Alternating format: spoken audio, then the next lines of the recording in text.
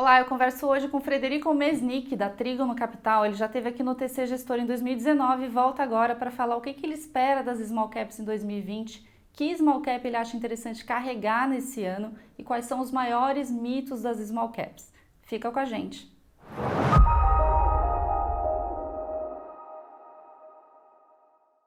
Frederico, obrigada pela sua presença aqui, o primeiro reincidente do TC Gestor, fico muito feliz que tenha voltado. O primeiro reincidente. É um bom sinal. Como que foi o ano de 2019 para a Trígono? Foi um ano muito bom, a gente vem crescendo aí com bastante consistência, tendo um passivo bastante diversificado, a gente está praticamente fechando o ano acima de 2.000 cotistas, o que é muito bom para a gente, e os fundos estão performando muito bem, dentro da estratégia, dentro do esperado de mercado, para o mercado em franca recuperação. Bom, para quem não sabe, o Frederico, a Trígono é um fundo de small caps, focado em small caps. Sim. Quem quiser saber mais, assiste a outra entrevista que eu vou deixar o link na descrição aí do vídeo. Na verdade, é uma casa que tem um alto viés para small caps. Alto viés de small caps. A gente tem um fundo que é um small caps puro, o mercado fala small caps raiz, que é o nosso Trígono Flagship, esse realmente é small caps. A gente tem o Trígono Verbier, que é um all cap, é um ações livre, com também viés para small caps. Tem o Trígono Delphos Income, que é um fundo de dividendos. E tem um Previdência, recentemente, que a gente abriu com o BTG. Maravilha. Que small cap te deixou mais feliz esse ano? A mim ou aos cotistas? Todo mundo junto? Todo mundo junto, vai. A gente, no flagship, eu posso comentar assim, Júlio Simões foi um papel que deu muita alegria para a gente esse ano, né? Uma posição que a gente montou no final do ano passado. No final de 2018. Isso, que andou bem, né? Tem muito espaço ainda, né? Um outro papel que andou bem esse ano foi a Schultz, uma empresa que faz autopeça, né? A gente entrou no setor de home builders, né? Com a Trisul, foi o único cavalo, small caps, e foi o que mais andou. Então, assim, acho que como um todo, a performance do fundo ela foi bem consistente no sentido, nos fundos, né? Não acho que não teve um papel que contribuiu, acho que foi um pouco de tudo. Agora, no final do ano, de uns 3 meses para cá, o nosso Delphos Income, que é o fundo de dividendos, tem andado muito bem por conta da safra de balanço e da divulgação de dividendos aí em cima de alguns papéis que a gente tinha na carteira, o que a gente continua tendo, como Congás, por exemplo, né? E assim por diante. Vamos aproveitar aqui, para quem não sabe, eu acho que a gente também não detalhou isso tanto na primeira entrevista, o que é uma small cap e o que é o índice de small caps? Vamos lá. Small caps no mundo, ele tem uma definição bem padronizada. Qualquer empresa que tem um valor de mercado abaixo de $1 bilhão é considerado small caps. No Brasil, isso não tem muito essa definição, pelo menos não no índice small caps, porque o mercado brasileiro é um mercado muito pequeno. A gente está falando aqui grosseiramente, por incrível que pareça, mais ou menos 217, 220 empresas listadas que têm alguma possibilidade de negociação. Você tem mais empresas listadas do que as 217, 220 que eu mencionei, mas as empresas ou não têm free float, ou estão com a negociação suspensa por algum problema judicial, ou qualquer outro problema que evita com que não deixe o investidor comprar ou vender o papel. Então, dessas 220 empresas, mais ou menos, 55% dessa base é small caps. São empresas que valem menos do que, vamos arredondar para R$5 bilhões. Então, a gente está falando de 115 empresas listadas na Bolsa, num total de 220, que valem menos do que R$5 bilhões. Né? Isso é um número muito grande. Né? E a Trígono ela é especializada nessas 115 empresas, né? Nesse nicho de mercado. Quando a gente olha o índice Small Caps do Brasil, até por esse número pequeno, reduzido de empresas, ele não é Small Caps como a definição. Você tem lá dentro TOTVS, Via Varejo, né? Eneva, né? E outras empresas que não são Small Caps e que de certa maneira, distorcem um pouco a compreensão do mercado. Né? O que a gente fez na Trígono para que a gente pudesse ter um índice de referência? A gente pegou a mesma metodologia que a Bolsa usa para calcular o índice Bovespa e para calcular Small Caps e calculou com as 115 empresas o nosso índice TRIG. Então a gente tem internamente um índice TRIG que são as 115 empresas que são montadas com a mesma metodologia, rebalanceados na mesma metodologia, para que a gente possa comparar e entender o comportamento. O que a gente percebeu nisso? Por coincidência, o índice Small Caps e o índice TRIG tem uma correlação e um comportamento muito parecido.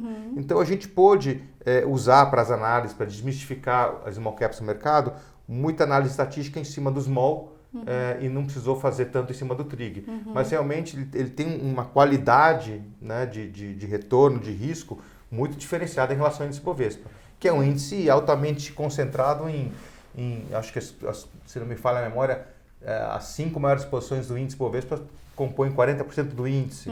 Grande parte em empresa financeira, empresa de mineração. Então, assim, é um índice realmente que não reflete muito a economia do Brasil, né, como um todo. E até 2014 tinha uma metodologia completamente distorcida da realidade por conta de considerar somente a liquidez dos papéis. Então, a gente teve em 2014 o evento do AOGX, que apesar de ter caído quase 80% num prazo de 3 meses, o papel dobrou no índice, de 2,5 para quase 5, e aí deu uma bagunçada geral. Legal então, você trazer essa didática aí dos índices. Acho super importante. Então a gente precisa, quando fala de small caps, olhar o que é realmente small caps. O Ibovespa, ele disparou aí nos últimos 3 meses mais ou menos 8%. O TRIG está como esse ano? Porque o índice de small caps está em 16%, bem acima do Ibov.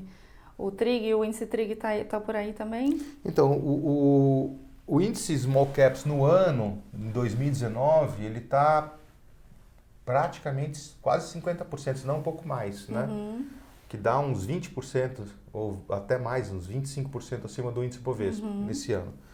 Mas o mais interessante é que não é só esse ano. O índice Small Caps bate o índice Bovespa. O índice Small Caps foi criado em abril de 2018. De abril de 2018 até novembro de 2019, né, o índice bateu o Bovespa consistentemente. O que acabou acontecendo no mercado brasileiro é que 2013 a 2016 foi o pior triênio para Small Caps no Brasil. Mas o que tinha em 2013, 14 e 16? Você tinha uma política, aquela famosa nova matriz econômica, com Guido Mantega e Dilma Rousseff, a economia embicando para baixo, os juros beirando os 15%, e as small caps sofreram muito. Então, realmente, foram 3 anos em que o mercado ficou muito mal, as small caps ficaram muito mal vistas por conta desse triênio, mas você tirando esse triênio e levando em consideração os quase 11 anos de track record, o índice small caps bate Bovespa. Se não me falha a memória, eu vou dar um número para vocês. Em 10 anos e meio, de abril de 2008 a novembro de 2019, o índice Bovespa subiu 58%. O índice Small Cap subiu 140%, quase 3 vezes mais. Então, quando você fala de índice TRIG, né, que você perguntou no começo, ele tem um comportamento muito parecido. Então, o índice TRIG nesses 10 anos e meio subiu 160%. O índice Small Cap subiu 140% e o Bovespa 58%. Quando você olha o risco, né, essa é a primeira coisa que a gente ouve muito falar, não, Small Caps tem mais risco. Bovespa teve uma volatilidade anualizada nesse período de 27%. O índice Small Caps de 22%.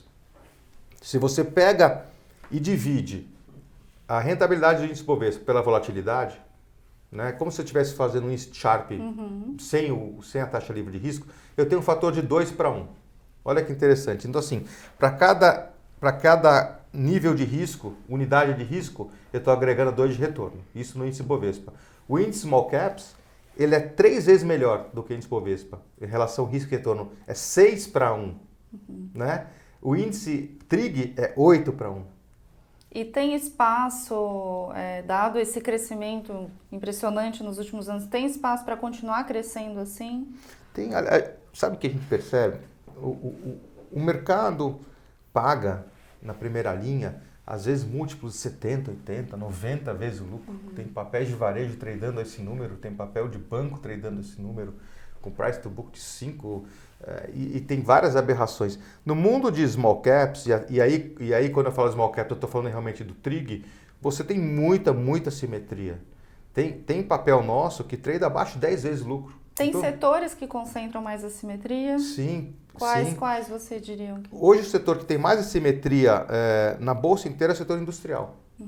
Por quê? Porque justamente no ano 2013 a 2016, né, a indústria sofreu muito. Né? Então ficou largada.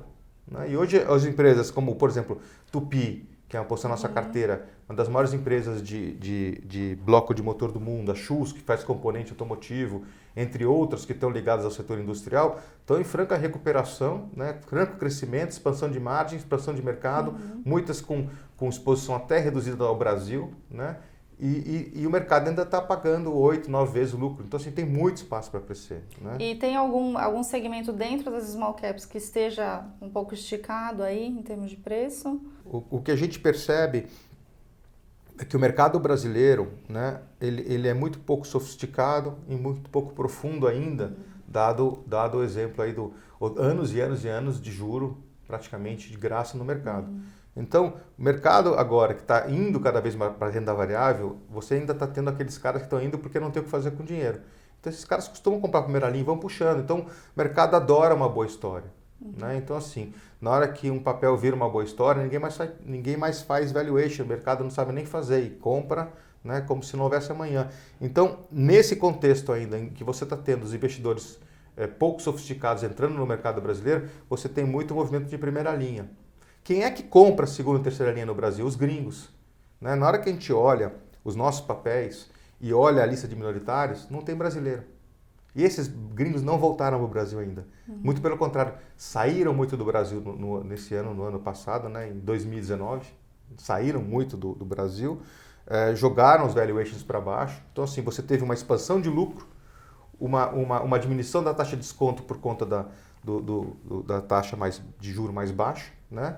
E uma diminuição dos múltiplos, que foi a combinação desses três fatores. Então, os papéis estão muito descontados. Quando a gente começar a ver para o Brasil, né, uma consistência de expansão econômica, nesse momento que você tem isso com um possível upgrade em algum momento, né, que o gringo começar a voltar, aí você não tem, você consegue ter um efeito positivo da liquidez menor. Você tem muita demanda para pouca oferta, né, a porta de entrada é pequena, os papéis costumam andar.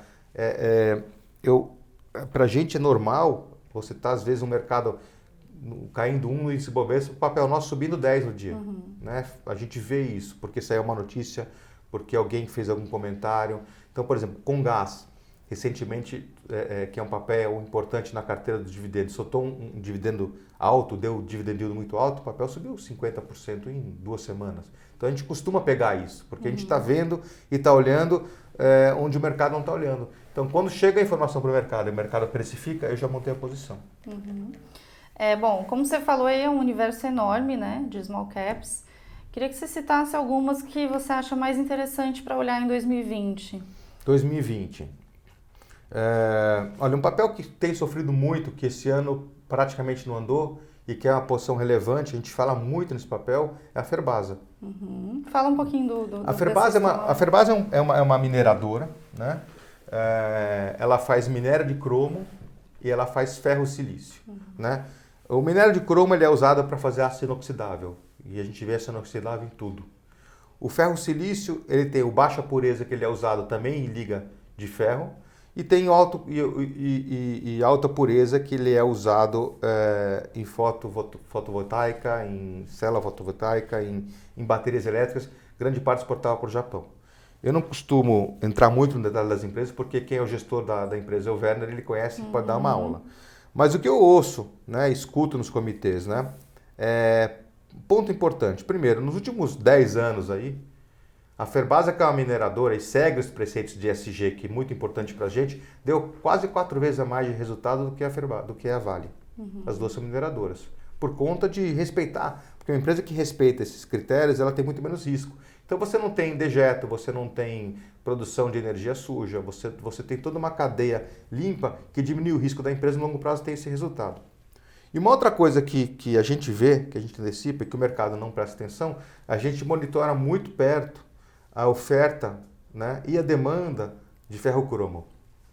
Ao contrário do minério de ferro, o ferro-cromo é negociado a cada 3 meses. Né? Então as grandes mineradoras fecham os contratos e aquilo serve como referência para todo mundo. A gente está acompanhando um possível choque de oferta de ferro-cromo no primeiro trimestre do ano.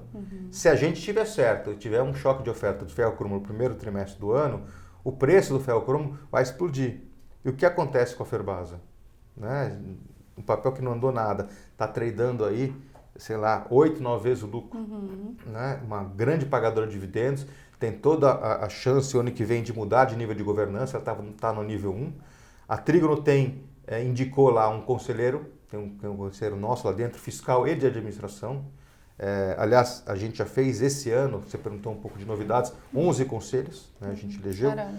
Então, acho que para o ano que vem, né, assumindo uma economia brasileira saudável, assumindo nenhum grande choque externo, nenhuma maluquice do Trump, ou guerra contra a China, ou contra a Coreia do Norte, ou nada desordenado lá fora, né, de acordo com nossa análise, esse choque de oferta do ferro-cromo vai fazer com que o preço exploda e a Ferbasa vai tirar o atraso. Isso é uma aposta que a gente está tendo, não é só para o ano que vem, né? A gente teve isso há muito tempo, já tem há muito tempo na carteira. Tá? Mas como você perguntou especificamente de um papel, acho que é esse, podem me cobrar no final do ano. Não só para 2020. Algum outro papel que você gostaria de citar, que acha interessante dar uma olhada? Olha, a gente tem muita coisa que a gente olha e começa a colocar na carteira, a gente se olhar o nosso relatório, a gente não fala muito de papel. Porque Small Caps, ele tem como são papéis que são um pouco cobertos, a gente começa a falar demais, sem ter montado a posição, o mercado compra na frente. Então a gente prefere comentar aqueles que a gente já montou, mas tem muita coisa nova, viu? Quem quiser participar do fundo vai pegar isso na veia. Então tá, vamos ficar com Ferbasa por enquanto. Isso. Frederico, eu queria que você falasse aí sobre os 7 mitos das Small Caps. Vamos lá. Primeira coisa interessante quando a gente percebe, quando a gente começa a colocar números, fazer análise, né, a gente começa a ver algumas coisas interessantes. Porque ao longo desse ano em que eu visitei muitos clientes, eu ouvi muita coisa. Chegou no momento que eu falei, pô, o pessoal está falando aí e não tem nenhuma... Está falando porque ouviu falar e não tem... Vamos fazer conta e ver o que os números dizem pra gente. Então, o primeiro grande mito que a gente ouve, que eu já desmistifiquei aqui, é que small caps tem mais risco. Acabei de mostrar para vocês, isso é uma análise que tem na nossa carta mensal, né? Saiu no jornal, quem quiser pode me procurar, eu passo os dados, né? Então, quando a gente analisa os 10 anos e meio que é a janela mais ampla que eu tenho entre o índice Bovespa, o Small e o Trig que eu expliquei para vocês, você percebe uma relação risco-retorno de 2:1 no Bovespa, de 6:1 no Small e de 8:1 no Trig. Então, não tem menos risco. Não tem mais risco, tem menos risco, né? Aí, o segundo que a gente mais ouvia, né, é aquela história assim, o índice Small Caps não tem consistência. Então, é muito fácil você falar em 10 anos. Se eu tirar os 10 anos e quiser não usar o tempo como uma variável, como é que eu meço consistência? E aí o Fábio, que trabalha com a gente, que é um cara brilhante, fez a seguinte sugestão. Por que eu não faço uma simulação como se 30 mil CPFs tivessem entrado e saído do índice Small Caps, vis-a-vis o índice Bovespa, independentemente do tempo. Então eu fiquei 3 anos, você ficou 1 mês, né? Outro cara ficou 1 semana, outro cara entrou e saiu no mesmo dia. Como é que teria sido a aplicação? Quantos desses 30 mil ou 60 mil movimentações teriam ganhado do índice Bovespa e quantos teriam perdido? E a gente chegou à conclusão de que praticamente 60% dos investidores que aplicaram no Small ganharam dinheiro em relação ao índice Bovespa, com um alfa médio de mais ou menos 4% ao ano. Isso contando aquele triênio muito ruim de 13 a 16. E a gente não fez o exemplo expurgando aquilo, porque a gente precisa considerar tudo. Então, assim, tem mais consistência o índice Small Caps do que o índice Bovespa, né? Um outro mito que a gente escuta muito e que é interessante como as inverdades tornam-se verdades, né? Um fala para o outro sem olhar. Tem aquele cara, e muita gente fala assim, small caps quando cai mais. E quando a bolsa recupera, demora mais para recuperar. É muito fácil provar isso, é só pegar as 3 maiores crises dos últimos 10 anos. Quais foram? 2008, subprime. 2010, a crise dos PIGs, né? E 2016, aí o Joesley Day. O que aconteceu com o índice Bovespa e com os small caps? E quanto tempo demorou para recuperar? Vou falar de cabeça. No primeira crise, grande crise, subprime, os small caps caiu pouco a mais, acho que uns 5% a mais do pico do que o índice Bovespa. Só que na hora de se recuperou quase 2 vezes mais rapidamente que o Bovespa. O Bovespa acho que demorou quase 680 pregões para se recuperar, mais ou menos, eu acho que foram, 615, 620 pregões para se recuperar, e o índice Small demorou 380. Então ele caiu um pouquinho a mais e se recuperou bem mais rapidamente, né? Na segunda crise, foi a crise dos PIGs, né? Putz, na crise dos PIGs, o que aconteceu? O índice small caps caiu muito menos que o índice Bovespa. E não só caiu muito menos, como demorou 38 pregões para se recuperar. O Bovespa demorou 122 pregões, quase 3 vezes mais lento do que o small. E no Joesley Day, os dois caíram a mesma coisa, só que na hora de recuperar, um demorou 40 dias, o Bovespa demorou 60. Então, assim, em vez da pessoa ficar repetindo, é bom olhar. Então, quem olha, vê que é muito pelo contrário. Small caps nem sempre cai mais, muito pelo contrário, às vezes cai até menos, mas na hora de recuperar, recupera com muito mais velocidade. Então, esse é um mito que a gente ouve muito. Né? Tem um outro mito que a gente ouve também. Todo mundo fala assim, a small caps é mais frágil. Se vier um vento contra na economia, as empresas quebram. E a gente fez alguns números aqui. Então, por exemplo, na hora que você pega estrutura de capital, dívida sobre patrimônio líquido, debt to equity ratio, né, do índice Bovespa, ele está em 51%. Dos small caps, 41%. O índice Bovespa é mais alavancado do que o índice small caps. Então, ponto para os small caps. Segundo o índice que a gente olhou o índice de liquidez, pegou ativos circulantes mais recebíveis e dividiu pela dívida total. Esse número acima de 100 mostra que a empresa tem mais caixa, mais ativo circulante, né, do que dívida. Então, para você ter uma ideia, o Bovespa está em 63 esse número. Né, o aglomerado índice Bovespa. Significa que o Bovespa está mais alavancado, ela tem mais dívida do que caixa. O índice Small Caps está em 110. Né, isso dados da Economática, é só você olhar os dois índices. Terceiro ponto, retorno sobre capital empregado, o ROIC. Estamos falando de 6 para o Bovespa contra 8 dos Small Caps. E o último é o dividend yield, pagamento de dividendo. Né? Enquanto o Bovespa paga 1,7, o Small paga 2,7. Agora, uma outra coisa interessante, se eu for fazer esses mesmos cálculos para o índice TRIG, os números são melhores ainda. Né? Aí quem quiser me ligar, eu passo os números que precisam. Né? E outro mito que a gente tem em Small Caps é essa da governança. A gente ouve também, Small Cap tem governança. Eu ia te perguntar isso. Será que a história de dizer que eles quebram fácil não tem a ver com a governança? Da impressão de que a empresa, que é uma empresa que é Small Cap, tem uma governança mais relaxada? Olha, eu vou te comentar alguns. Primeiro, um dado importante. No índice Bovespa, 2/3 das empresas listadas fazem parte do novo mercado. No índice Small Caps, 3/4. Olha só. Você tem mais empresas listadas no novo mercado, no Small Caps, do que no Bovespa. Outra coisa, quando você fala em governança de large cap, a gente pode conversar sobre Sadia, Aracruz.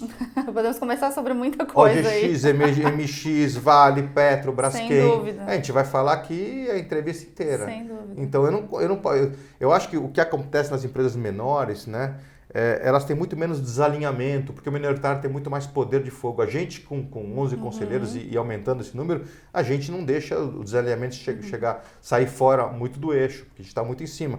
Sabe, esses casos aí de corrupção, de fechamento de capital, tungando minoritário e várias histórias que eu comentei aqui, nem quis entrar no detalhe, são todas de large cap. Então, eu acho que mais um mito dizer que large cap tem muito mais governança. Muito pelo contrário. Nesse caso, especificamente, tem bem menos governança do que as small caps. Né? E você, desses mitos, qual você diria que é o maior mito?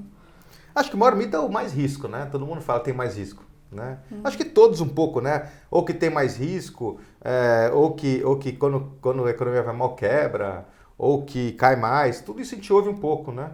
A gente ouve também a história de liquidez, ela não tem liquidez. A liquidez da small caps, ela tem muito mais a ver com passivo do que ativo.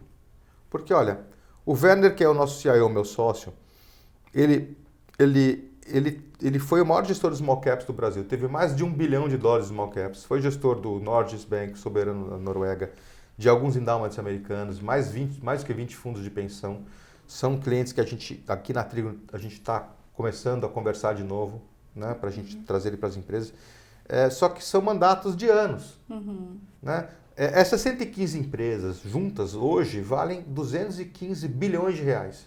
E elas têm um free float de 105 bilhões de reais. Né? Então não tem problema de ativo. O que acontece é que na hora que você coloca um fundo de small caps com D30, você tem que limitar a capacidade. O nosso fundo, por exemplo, que é o small caps puro, flagship D30, ele com 75 a 100 milhões tem que fechar. Não consigo entregar a rentabilidade sem mexer na carteira pagando em D30. Sou obrigado a fechar o fundo. e abrir uma versão menos líquida. Então, tem um lado bom dessa equação que a gente consegue atrair o investidor que realmente está alinhado com o propósito do fundo e o propósito da categoria de small caps. Não dá para você ficar entrando e saindo, tentando operar o mercado. Né? Todo mundo que olha, tem um dado importante. O Peter Lynch foi gestor do Magellan, Fidelity Magellan, considerado o maior fundo de ações do mundo, e ele é considerado um dos melhores gestores de ações do mundo. Nos 13 anos que ele foi gestor do Magellan, ele entregou 29% em dólar ao ano, na média.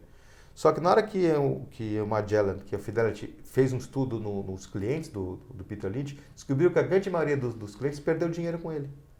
Porque o cara sai na hora errada, entra na hora errada. E acho que a mesma coisa vale com a Trígono. Não adianta nada o cara ficar perguntando para mim, putz, está na hora de entrar. Se você está olhando 3 anos, é o mínimo que eu peço, são 3 anos, tanto faz a hora de entrar. Tem que entrar e deixar 3 anos. A gente tem uma meta, um objetivo interno nosso, de entregar mais ou menos 10% de alfa ao ano. Mas eu preciso de tempo para que qualquer ruído econômico e político se dissipe nesse período e que a gente possa colher os frutos do engajamento, que o mercado consiga enxergar a simetria. Antes disso, você está sujeito a fatores externos que podem gerar volatilidade na cota. Então, quando você tem um cotista investidor que fica tentando operar isso, ele dá um tiro no próprio pé. Você sabia que, vou dar um dado interessante, o índice Small Caps, desde que abriu, foram mais ou menos 3 mil pregões, que deram 140%. Se eu tirar os 15 melhores dias, a rentabilidade teria sido 0. Então vamos imaginar que o cara quer fazer market timing. Ele não tem bola de cristal, mas também não é azarado. Então ele não ficou fora dos 15 dias, ele ficou fora de metade. Então se ele ficou fora de metade, ele deixou 70% na mesa. Então assim, a gente está cheio de estatística mostrando. Tem estatísticas que mostram, por exemplo, quando os índices caem muito, né, 80% da recuperação do índice vem nos primeiros 20% dos dias. Se você pega na crise subprime, por exemplo, o índice Bovespa, os próximos 6 meses de recuperação, os primeiros 3 meses foram 95% da recuperação do índice. Então assim, não dá para o cara ficar operando. Então esse é um outro recado importante. Mercado de ações, e principalmente small caps, é um mercado de longo prazo. Não dá para operar. Não tem assim cota barata, cota cara. Tem o gestor. Eu ia te perguntar um conselho mesmo agora para o investidor para 2020. Fora esse conselho que você está dando, que outro conselho você daria para o investidor pessoa física? Olha, quando você compra uma ação ou um fundo de ação, né, você não está comprando uma cota. Né? Obviamente, quando você aplica na Trígono, você está comprando a cabeça do nosso time de gestão. Mas o que tem por trás da cota são ações, participação em empresas. A gente tem que entrar com cabeça de dono.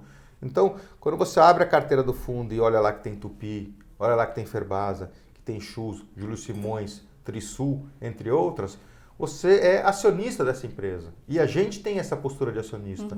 Então, para isso que eu coloco conselheiro, que eu engajo, que a gente busca melhorar a empresa cada vez mais, para que a gente possa colher fruto em dividendos, em qualquer tipo de valorização do ativo, como acionista. Então, a gente, quando investe num fundo desse, não tem como pensar no curto prazo, porque nada do que eu falei aqui é compatível com o curto prazo. É a mesma coisa que, se você vai aplicar o seu dinheiro numa plantação de milho, tem que botar o milho lá e esperar crescer, tem que chover, tem que botar, tem que adubar, né? Ou qualquer produto, milho, arroz, banana, qualquer fruta, tem que esperar a hora certa de colher. Eu acho que o mercado acionário tem a mesma coisa, né? O problema do mercado acionário para um investidor pouco sofisticado é que ele te dá um preço todo dia. Se você tivesse condição, por exemplo, vou aplicar em imóveis. Os imóveis hoje de aluguel pagam 0,3, 0,4 ao mês, não paga mais do que isso. Mas o cara empata um capital, certo? Ele está contando com uma valorização do imóvel que ele não tem a mínima ideia qual vai ser e qual é no momento. Então, se você tem aí algum Twitter do Trump que estressa o mercado, naquele dia o mercado acionário cai, o imobiliário também cai. É que o cara não vê o preço do apartamento dele todo dia. Se pudesse ver aquilo, o preço chacoalha também. Então, o fato de você não ter essa informação, você não entra em contato com essa volatilidade psicológica, digamos assim. E na bolsa, com mais longe você ficar, né, dizem que o Warren Buffett não tem nem terminal na frente dele. Né? Eu vejo o Werner do meu lado às vezes tá lendo o jornal, tá lendo o relatório, não está preocupado com o preço. Quando tem uma variação exagerada para baixo de algum papel nossa, a gente encara aquilo como liquidação. Estou comprando uma coisa que vale 100, estão vendendo por 30, 40. Então tem que ter essa cabeça. Tem que ler o relatório, tem que entender o que está fazendo e tem que respirar fundo. Se o fundo está caindo, é porque o mercado está precificando de uma forma errada, é hora de entrar. Tem que ir contra-intuitivo. Tá ótimo. Muito obrigada, bom? Frederico. Muito obrigado, sejam bem-vindos aí a Trígono. Obrigado pela oportunidade. Espero que tenha uma terceira vez. Legal, muito obrigada. Obrigado, viu? Obrigada a você pela audiência. Não se esquece de se inscrever no nosso canal, curtir e compartilhar o vídeo. Até mais. Obrigada.